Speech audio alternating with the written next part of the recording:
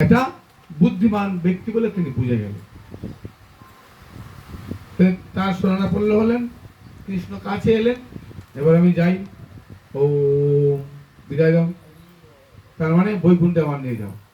কখনো আমাদের হচ্ছে এই সুযোগটা, বিশ্বদেব আমাদের যে শিক্ষা দিয়ে গেছেন এইটা আমাদের নিতে হবে। হ্যাঁ, প্রভুপাদ বলেছেন ওষুধ থাকবে ঘর ভর্তি, কলকাতা ডাক্তার থাকবে বড় বড়, ডাক্তার আর ওষুধের মাঝখান দিয়ে আমার চলে যেতে হবে, যমরাজের কাছে চলে যেতে হবে। এটা যেন আমার মাথায় থাকে। ওইটা মনে করলে হবে না কলকাতায় অনেক ডাক্তার আছে, ওষুধ আছে, আমি বারবার বাঁচবো, বারবার বাঁচবো, বাঁচবো, কিন্তু এমন এক সময় আসবে ডাক্তার বলবে আর পারবো না, তুমি এবার উপর মনে যোগাযোগ করো। কে বলবে? ডাক্তার। হ্যাঁ, তুমি এবার উপর মনে যোগাযোগ করো, আমার হাত ছাড়া হয়ে গেছে, আর কিছু করার নেই। এই একবার সিএমসি মানে কোথায় গেছিলাম আমি, ভেলোর, ওখানে রুগী ফিরে এসেছি, বলে আমার আর কিছু করার নেই, তখন বাড়ি গিয়ে সেবা যত্ন করো আর ভগবানের করোনা করো। আমাদের কি করতে হবে? হ্যাঁ, কোথায় করতে হবে? কেউ মরলে শরণাপতি মানে শরণাপন্ন হয়, এর থেকে কি বেশি লাভ? বেঁচে থাকবে।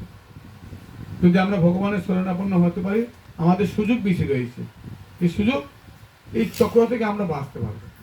কি চক্র? বারবার জন্ম, বারবার মৃত্যু। হ্যাঁ, জাতস্যই ধ্রুবং জন্ম, জাতস্যই ধ্রুবং, কি শ্লোকটা আছে? জাতস্যই ধ্রুব মৃত্যু, জাতস্যই ধ্রুবং মৃত্যু, ধ্রুবং জন্ম মৃতস্য।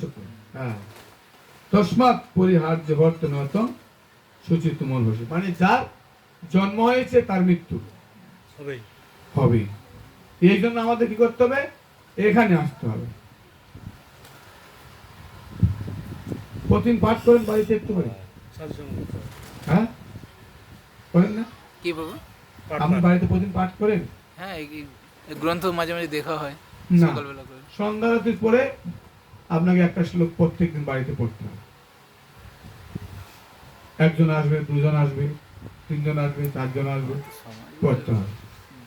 এই সুযোগটা দিতে হবে ভক্তদের কাছ থেকে, এই সুযোগটাই মানুষরা পাবে, এটা দিতে হবে।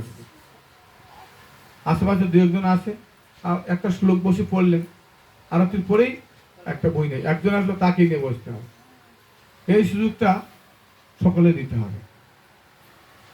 এই সুযোগের জন্যই মানব জীবন।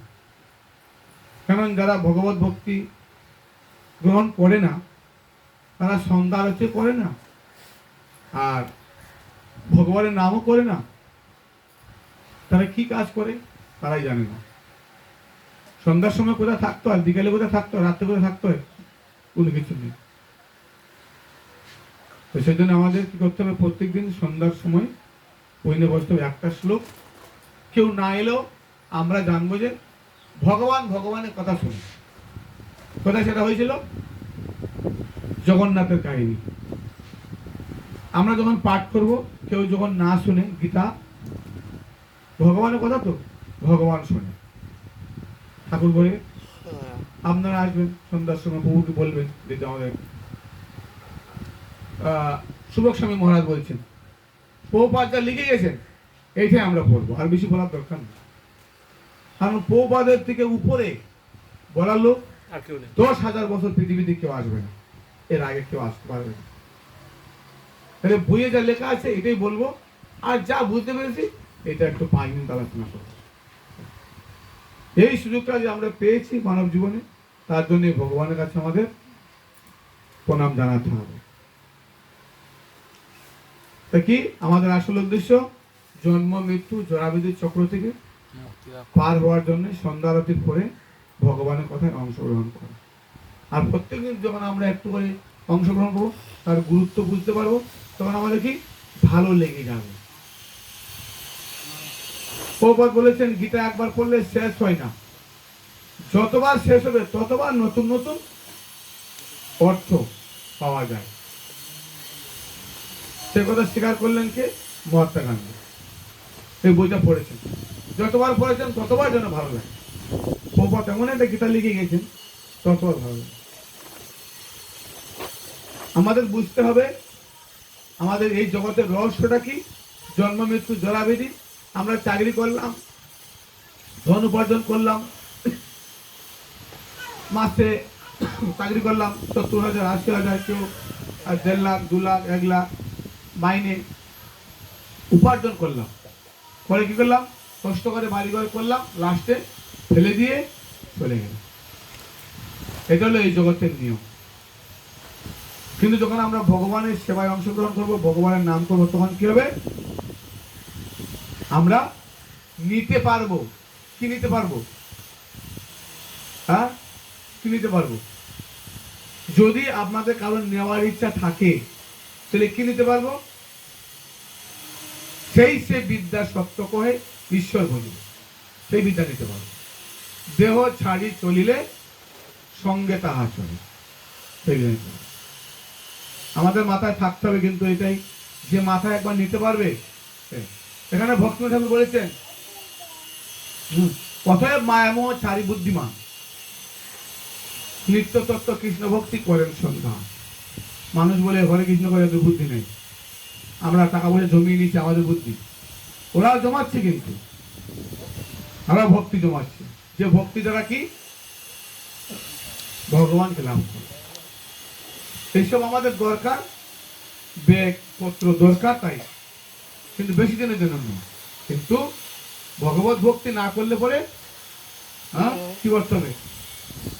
যার ভগবান নিজে বলেছেন, এই ভগবত ভক্তিতে যার শ্রদ্ধা উদয় হয়নি, সে কি করবে? তার কি গতি? ভগবান এত সুন্দর ভক্তি করে আমাদের সুযোগ দিয়েছেন, হ্যাঁ, যার এতে সুন্দর কথা একটা বলবো আপনাদের, আমরা কোনোদিন শুনেননি। যার এই ভগবত ভক্তিতে কি হয়, অশ্রদ্ধা ধানা পুরুষা ধর্মশাস্ত্র পরন্ত অপ্রাপ্য মাং নিবর্তন্তে মৃত্যু সংসার বর্তন্তি। বলতেন এই ভগবত ভক্তিতে যাদের শ্রদ্ধা উদয় হয়নি, তারা আমাকে লাভ করতে পারে না, তারা বারবার এই জগতে ফিরছে, বারবার এই জগতে ফিরে আসছে। এবার কষ্ট করে ঘর দোয়ার করলাম, চলে গেলাম, আবার এসে আবার করতে হবে অন্য জায়গায়, আবার চলে গেলাম, আবার আসলাম, আবার কষ্ট করে করলাম, আবার চলে এসে, কোনো মানে আছে? বারবার এই জগতে আসবো, বারবার কষ্ট করে বাড়ি ঘাড়ি করবো, আবার চলে যেতে হবে, আবার কষ্ট করে এই জগতে আসবো, কষ্ট করবো, আবার চলে। এইসব ভাবলে এখানে কিছু করতে ইচ্ছা হয় না। দরকারটা কি এত পরিশ্রম করে করা? কিন্তু যেহেতু আমরা এই জগতে বসবাস করতে হবে, বাড়ি ঘর লাগবে, কিন্তু কি করতে হবে?